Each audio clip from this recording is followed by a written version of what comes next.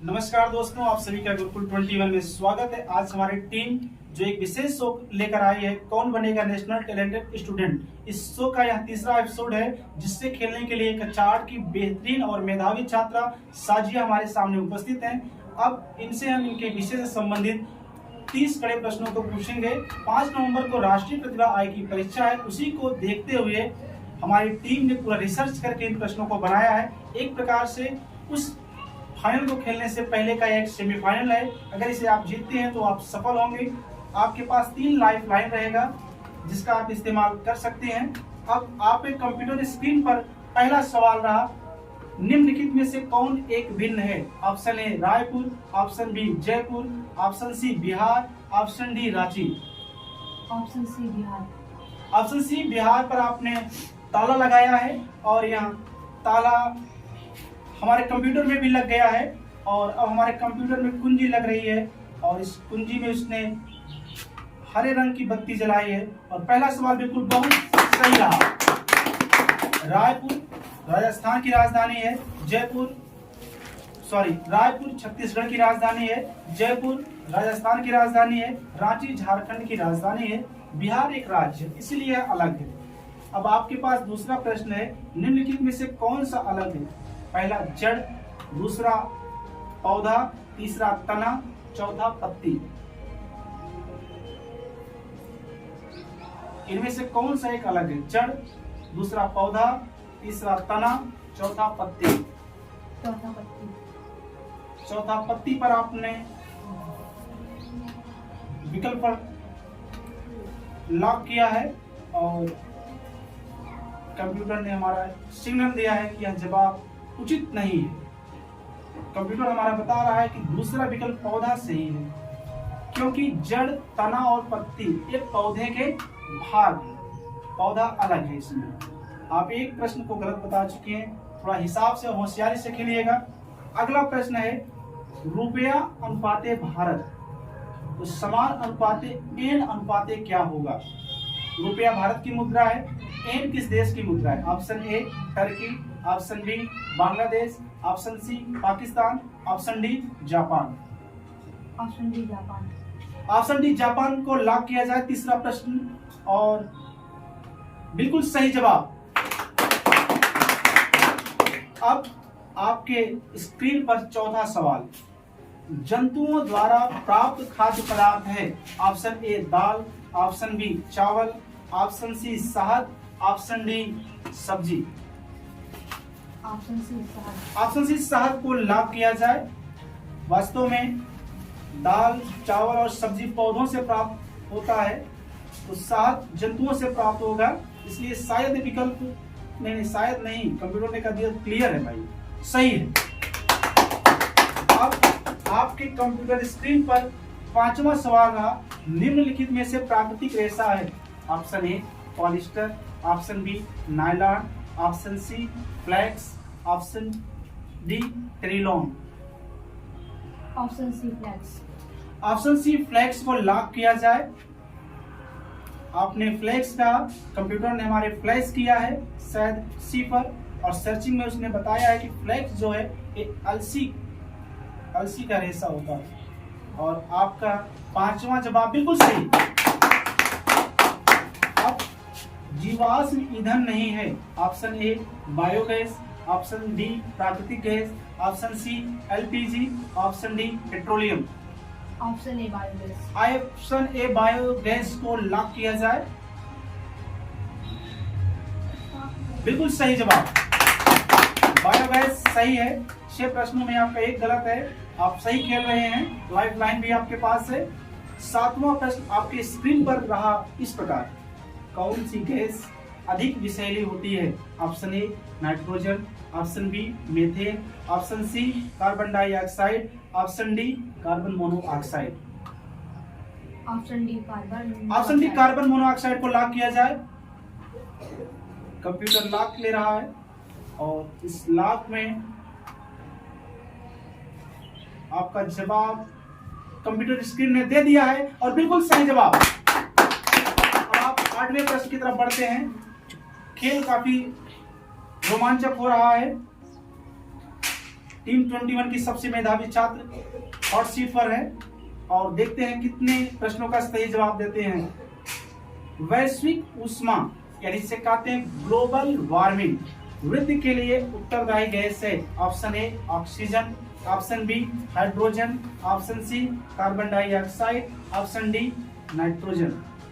Option C carbon dioxide. Option C carbon dioxide को lock किया जाए। बेहतरीन जवाब, बिल्कुल सही जवाब। वैश्विक उष्मा विश्व के तापमान को बढ़ाने में जो सबसे महत्वपूर्ण योगदान दे रहा है वह है कार्बन डाइऑक्साइड। इसलिए कार्बन डाइऑक्साइड के उत्सर्जन पर हमें कंट्रोल करना चाहिए, हमें और हमारी सरकारों को भी। अब आपकी स्क्रीन पर 9वां प्रश्न रहा, मानव कोशिका में कितने गुणसूत्र पाए जाते हैं? Option A 44, option B 46, option C 22, option D 24। Option B 46। Option B 46 को लॉक किया जाए और कंप्यूटर ने सिग्नल दिया है कि आपका जवाब बिल्कुल सही है। अब आप 10वें प्रश्न पर 1/3 प्रश्नों के पड़ाव पर पहुंचने वाले हैं। ध्वनि संचारित हो सकती है। ऑप्शन ए केवल वायु या गैसों में, ऑप्शन बी केवल ठोसों में, ऑप्शन सी केवल द्रवों में, ऑप्शन डी इन सभी में। इन सभी में। ध्वनि संचारित हो सकती है, ये जवाब आपका बिल्कुल सही रहा। अब 11वां प्रश्न आपके कंप्यूटर स्क्रीन पर रहा, विद्युत का चालक नहीं है। ऑप्शन ए मानव शरीर, ऑप्शन बी चांदी, ऑप्शन सी लकड़ी, ऑप्शन डी लोहा। ऑप्शन सी लकड़ी। ऑप्शन सी लकड़ी को लड़की ने लॉक किया है। अब लड़की का जवाब सही है या गलत है ये हमारा स्क्रीन भी चेक कर रहा है। लगता है सबके भीतर करंट को डाल कर चेक कर रहा है, इसलिए लेट ले रहे हैं। और इसने लड़की के जवाब को सही माना है, बिल्कुल सही जवाब। लेकिन ध्यान देना, भूल से कोई हरियर की लकड़ी मत यूज कर लेना, नहीं तो करंट आ जाएगा उसमें। केवल सूखी लकड़ी के लिए है। अब एलईडी का पूरा नाम क्या है? 12वां प्रश्न आपके स्क्रीन पर रहा, लिक्विड इमिटिंग डिस्प्ले। दूसरा है लाइट इलेक्ट्रिक डायोड। ऑप्शन 3 है लाइट इमिटिंग डिस्प्ले। चौथा है लाइट इमिटिंग डायोड। एलईडी का पूरा नाम। Option B. Option B light electric diode को लॉक करिए। और B for big answer, sorry big question तो बिग आंसर, बिल्कुल बिग जवाब भी रहा, बिल्कुल सही जवाब। अब 13वां प्रश्न, निम्नलिखित में से कौन सी ग्रीन हाउस गैस नहीं है? Option A carbon dioxide, option B methane, option C sulphur dioxide, option 4 nitrogen.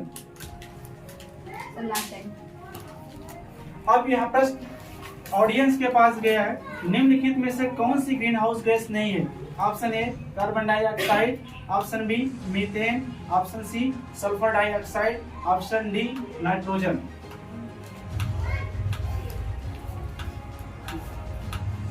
Audience परेशान, ऑडियंस के कॉल में गया है। 30 सेकंड का समय है। Option A carbon dioxide gas, option B methane, option C sulphur dioxide, option D option C sulphur dioxide. Audience से पहले जवाब आपने दिया है और ऑडियंस समय ले रहा था। और सल्फर डाइऑक्साइड या ग्रीन हाउस गैस है। मीथेन जो है वह ग्रीन हाउस गैस नहीं। आपका दूसरा जो है प्रश्न गलत रहा। अब 14वां प्रश्न आता है, मुर्रा, मेहसाना और जीली किस पशु की नस्ल है? ये गाय का है, ऊंट का है, बकरी का है या भैंस का? भैंस।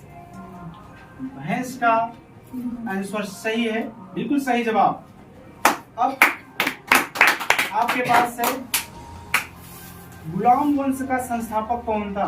Option A Qutbuddin Aibak, option B Iltutmish, option C option A Qutbuddin Aibak. पूरा ऑप्शन नहीं दिया गया, उसके पहले ऑप्शन को ट्रैप किया गया, कंप्यूटर भी ट्रैप कर रहा है और ऑप्शन ए कुतुबुद्दीन ऐबक बिल्कुल सही जवाब।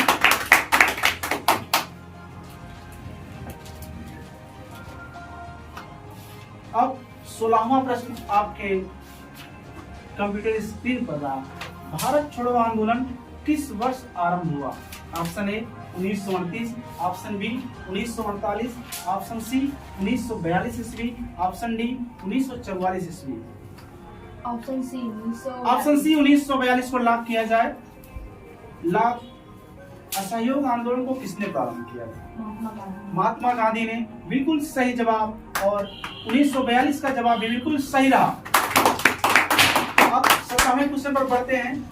दीन ए इलाही की स्थापना किसने की थी? Option A Babar, option B Guru Gobind Singh, option C Guru Nanak, option D Akbar. Option D Akbar. Option D Akbar को लॉक किया जाए और 17 प्रश्न होने पर जो जवाब आया है इनकी तरफ से बिल्कुल सही आया है और अभी तक इन्होंने 15 प्रश्नों का जवाब सही दिया है और यह जवाब भी बिल्कुल सही रहा। अब 18वां प्रश्न आपके कंप्यूटर स्क्रीन पर रहा। प्लासी के युद्ध में कौन पराजित हुआ? Option A Mir Jafar, option B Mir Qasim, option D Lord Clive, option 4 यानी डी सिराजुद्दौला।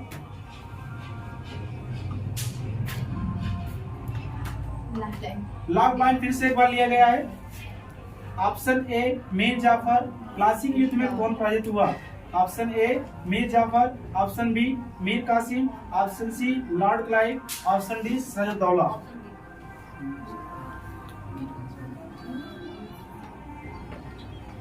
कई डिफरेंट ऑप्शन आ रहे हैं ऑडियंस के पास से। हाँ, प्लासी के युद्ध में कौन पराजित हुआ? Option A Mir Jafar, option B Mir Qasim, option C Lord Clive, option D Siraj-ud-Daulah.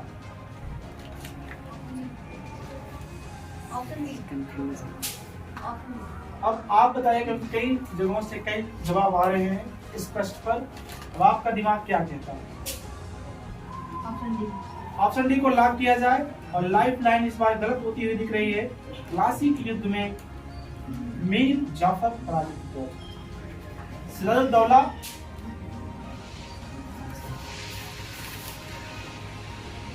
का जो जवाब है वह बिल्कुल गलत नहीं है, बिल्कुल सही जवाब। प्लासी के युद्ध में सिराजुद्दौला पराजित हुआ था क्योंकि बंगाल सेना का नेतृत्व सिराजुद्दौला कर रहा था। बहुत सही जवाब। अब आते हैं हम 19वें प्रश्न पर। काफी सस्पेंस भरा प्रश्न था, ऑडियंस ने काफी समय लिया इसलिए हमने थोड़ा सस्पेंस बरकरार रखा, लेकिन सही जवाब प्लासी का युद्ध 1757 ईस्वी में हुआ था लॉर्ड क्लाइव और सिराजुद्दौला के बीच में। अब आगे प्रश्न आता है 19वां प्रश्न। हर्षवर्धन के शासन काल में निम्नलिखित में से कौन विदेशी यात्री भारत आया था?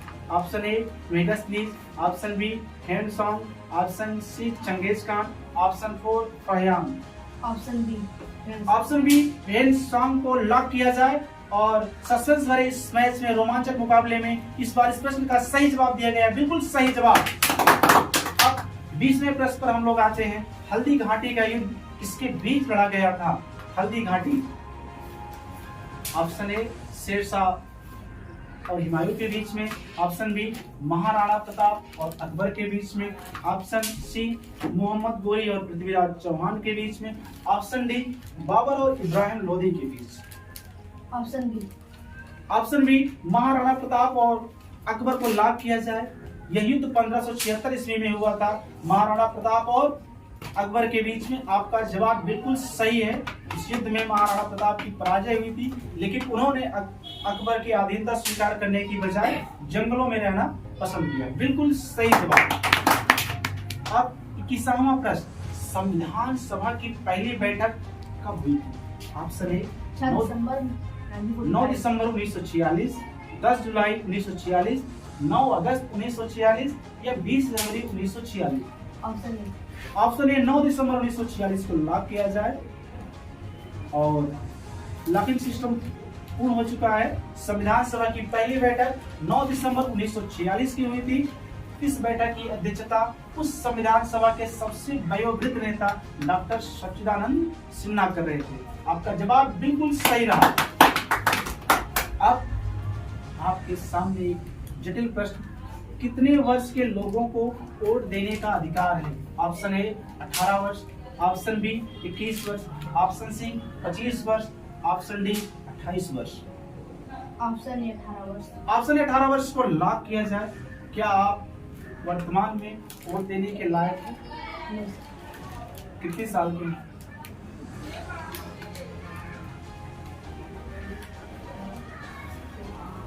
तो 13 साल के हैं। 5 साल बाद आप लोग वोट देने लायक होंगे। उस वक्त हो सकता है भारत के प्रधानमंत्री का चुनाव हम लड़ें, तो आप लोग तब तक हमें वोट दीजिएगा। और अभी आप हमारे प्रश्नों का जवाब दीजिए, बिल्कुल सही जवाब। अब आपके कंप्यूटर स्क्रीन पर 23वां सवाल रहा, संयुक्त राष्ट्र संघ की स्थापना कब हुई? 1914 option A, 1919 option B, 1940 option C, 1945 option D. Option D. Option D 1945 को लॉक किया जाए। संयुक्त राष्ट्र संघ विश्व की सबसे बड़ी संस्था है जिसमें 193 सदस्य हैं और इसका मुख्यालय अमेरिका के एक बड़े शहर न्यूयॉर्क में है। और ऑप्शन डी इस वक्त सही होते हुए दिख रहा है और सही हो गया। 24 अक्टूबर 1945 को संयुक्त राष्ट्र संघ की स्थापना हुई थी। प्रारंभ में इसमें सिर्फ 50 सदस्य थे और अब आप 20 प्रश्नों का जो क्राइटेरिया सेट किया गया था उसको पार कर गए। 23 प्रश्नों में आपने 21 प्रश्नों का सही जवाब दे करके इस शो को लगभग जीत लिया है। और जिस हिसाब से आपकी तैयारी है उससे लगता है कि आगामी 5 नवंबर को राष्ट्रीय प्रतिभा आयोग की परीक्षा में आप जरूर सफल होंगे। लेकिन हमें सफल नहीं होना है, हमें वहां पर प्रयास करना है कि जिले में हमारा पहला, दूसरा, तीसरा, टॉप 5 या टॉप 10 में हमारा स्थान रहे। इसके लिए आपको अभी आगे के शो को और ठीक से खेलना होगा, जिससे आप सुनिश्चित करेंगे आने वाले दिनों की परीक्षा में आप कौन सा रैंक प्राप्त करती हैं। क्योंकि हमारा टैग है, जब तक तोड़ेंगे नहीं तब तक छोड़ेंगे नहीं। अगला प्रश्न है 24वां, भारतीय सेना का सर्वोच्च सेनापति है? ऑप्शन ए प्रधानमंत्री, ऑप्शन बी राष्ट्रपति, option C admiral, option D general. Option B राष्ट्रपति। ऑप्शन बी राष्ट्रपति को लॉक किया जाए। प्रधानमंत्री, एडमिरल और जनरल तीनों को निगलेक्ट करके राष्ट्रपति को चुना गया है। और भारत का राष्ट्रपति भारत का प्रथम नागरिक भी होता है, मालूम है कि नहीं? और आपके प्रश्न का जवाब हमारे कंप्यूटर को मालूम हो गया है, बिल्कुल सही जवाब। थल सेना, नभ सेना और वायु सेना, थल, जल और नभ तीनों सेनाओं का जो सुप्रीम कमांडर होता है वह भारत का राष्ट्रपति होता है। बिल्कुल सही जवाब था। अब आप 25वें प्रश्न की तरफ बढ़ चुके हैं। राज्यसभा में सभापति के रूप में कौन कार्य करता है? ऑप्शन ए राष्ट्रपति, ऑप्शन बी उपराष्ट्रपति, ऑप्शन सी प्रधानमंत्री, ऑप्शन डी गृह मंत्री। ऑप्शन बी राष्ट्रपति।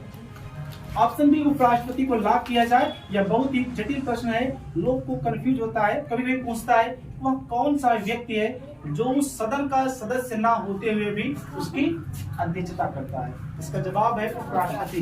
उपराष्ट्रपति राज्यसभा का सदस्य नहीं होता है, लेकिन यह सदन की अध्यक्षता करता है। बिल्कुल सही जवाब। 25 में से आपने 23 प्रश्नों का जवाब अभी तक सही दिया है। अब आपके सामने एक बढ़िया बवंडर वाला प्रश्न आ रहा है। हरिकेन क्या है? समुद्री धारा है, नदी है, मिट्टी है या चक्रवात? चक्रवात। बिना सोचे समझे इस प्रश्न का उत्तर दिया गया है चक्रवात। और चक्रवात में आपने जो जवाब दिया है वह बिल्कुल गलत नहीं है, सही है, बिल्कुल सही जवाब। चक्रवात हरिकेन या अमेरिका के तटों पर आने वाला एक बहुत ही भयंकर चक्रवात है जो विशाल हानि और नुकसान को पहुंचाता है अमेरिका के तटों पर। अब आपके कंप्यूटर स्क्रीन पर 27वां प्रश्न रहा। पोलार प्रसिद्ध है सोना के लिए, यूरेनियम के लिए, मैग्नीज के लिए, लौह अयस्क के लिए। सोने के लिए। सोना गोल्ड के लिए कि स्लीपिंग वाले सोना के लिए? गोल्ड के लिए। हाँ, कोलार कर्नाटक में है, यह प्रसिद्ध है सोना के लिए। यह जवाब बिल्कुल सही है। आपको ध्यान होगा इस पर एक मूवी आई थी केजीएफ। केजीएफ का पूरा नाम है कोलार गोल्ड फिल्म। उसी खान पर आधारित यह फिल्म है केजीएफ फर्स्ट और सेकंड, जो बहुत ही हिट हुई थी, यश की फिल्म थी। और आपका यह प्रश्न भी बिल्कुल हिट रहा। बहुत सुंदर खेल यहाँ पर हो रहा है। हमारे सारे प्रतिभागी जो भी इस शो में आते हैं एक बेहतरीन प्रदर्शन करते हैं, और हमें आशा है कि आगामी परीक्षा में हमारे टीम के दर्जनों छात्र इस परीक्षा को क्रैक करके हमारा नाम और अपने परिवार और अपने स्कूल और मोहल्ले का नाम और देश का नाम भविष्य में ऊंचा करेंगे। इस तमाम आशाओं के साथ हम आपके कंप्यूटर स्क्रीन में 28वां प्रश्न भेजते हैं। अब एक गणित से है, किसी संख्या के वर्ग का 3 गुना 192 है तो संख्या होगी। Option A 6, option B 7, option C 8, option D 9। आप प्रश्न को देख भी ऑप्शन सकते सी 8। ऑप्शन सी 8 को लॉक किया जाए। कंप्यूटर को गणित में कैलकुलेशन करना पड़ेगा। 8 का वर्ग 64 होता है, 64 की इकाइयां, इसीलिए कहा था थोड़ा कंप्यूटर पढ़ लिया करिए भैया। कंप्यूटर जी आप भी गणित पढ़ लिया करिए, गेट लगाते हो। 8 टाइम 64, 64 की इकाइयां 192। स्क्रीन पर 192 दिखने लगा है, इसलिए आपका विकल्प तीसरा बिल्कुल सही रहा। अब 29वें प्रश्न पर आप पहुंच चुके हैं।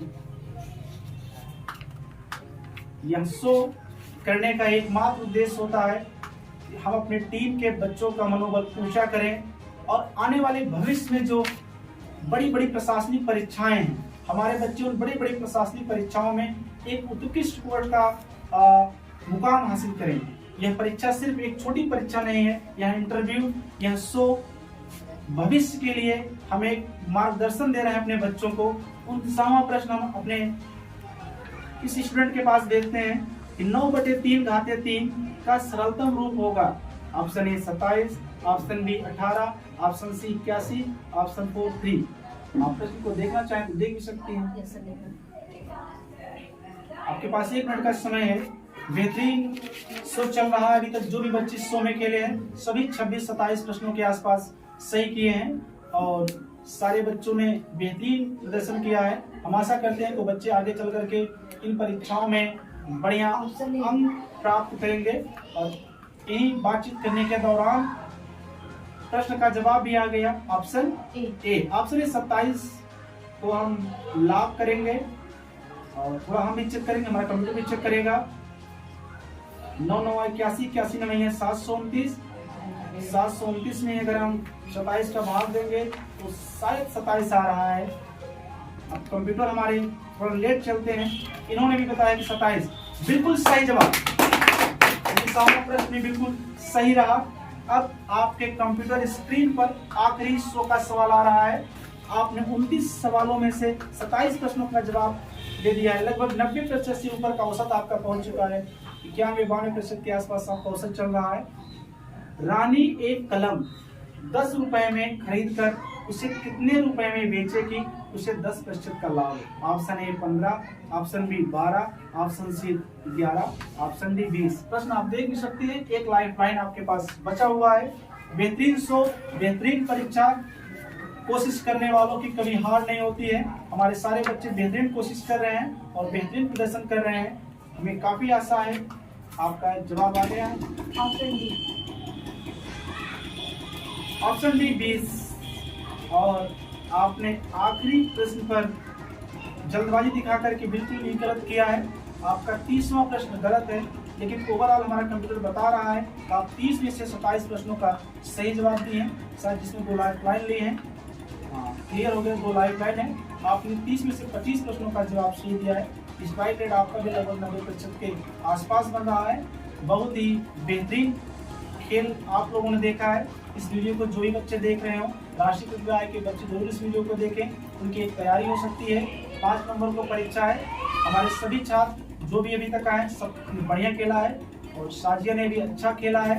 हम आशा करते हैं कि इसके बाद ये बचे हुए दिनों में बेहतरीन तैयारी करके टॉप 3 में जिला में टॉप 3 स्थान में अपना नाम अंकित कराएंगी, जिससे हमारी आशाओं को एक नई उड़ान और पंख मिलेगा आने वाले बच्चों को तैयारी कराने के लिए। क्योंकि पिछली वर्ष एक बच्चा हमारी टीम से निकल करके जिले में 14 स्थान प्राप्त करके एक सकारात्मक ऊर्जा हमें दी विनय वर्मा ने, जिसके बाद से हम इस बार पूरी अपनी टीम के साथ अपने बच्चों के साथ लग गए हैं और आशा है कि साजिया भी इस बार बेहतरीन प्रयास करके अपना नाम टॉप 3 में कराएंगी और हमारी इस टीम का नाम रोशन करेंगी, अपने घर परिवार और अपने मोहल्ले गांव देश सभी का नाम रोशन करेंगी। ऐसे ही एक शानदार वीडियो के साथ, ऐसे ही एक शानदार शो के साथ हम आपसे फिर से मिलेंगे। हम अध्यापक हैं, बच्चों के भीतर जोश जुनून ऊर्जा पैदा करते हैं और बच्चों के भीतर एक क्रांति पैदा करने का प्रयास करते हैं। ये सारे बच्चे के अंदर एक ऐसी ऊर्जा लगे, ऐसी आग जले, जिससे कि वह जीवन में सफल हो और भविष्य में भारत देश के लिए ये लोग उत्कृष्ट काम करें, अपने देश का नाम, अपने तिरंगे का नाम पूरी दुनिया में रोशन करें। ऐसी तमाम शुभकामनाओं और उम्मीदों के साथ हम साजिया को ढेर सारा आशीर्वाद प्रदान करते हैं। हमारी पूरी टीम इनके साथ शुभकामनाएं देती है। इस बार एक छोटी परीक्षा होने जा रही है, क्योंकि इनके तैयारी के सामने हमें लगता है, हमारे बच्चों की तैयारी के सामने हमें लगता है ये परीक्षा बहुत बड़ी नहीं है, बहुत छोटी है। हमारे सारे बच्चे इस परीक्षा को अच्छे अंकों से निकालेंगे, लेकिन फिर भी हम और हमारी पूरी टीम इन्हें शुभकामनाएं देती है। और एक टीचर जो क्रांति करता है अपने विचारों से, अपने लेख से, अपने कलम से, अपनी किताबों से, हम साजिया को छोटा सा एक पुरस्कार पेन देते हैं, जिससे कि भविष्य में इसी पेन से हम क्रांति करें और आने वाले समय में अपने देश का नाम पूरी दुनिया में रोशन करें। ढेर सारी शुभकामनाएं और बहुत आशीर्वाद।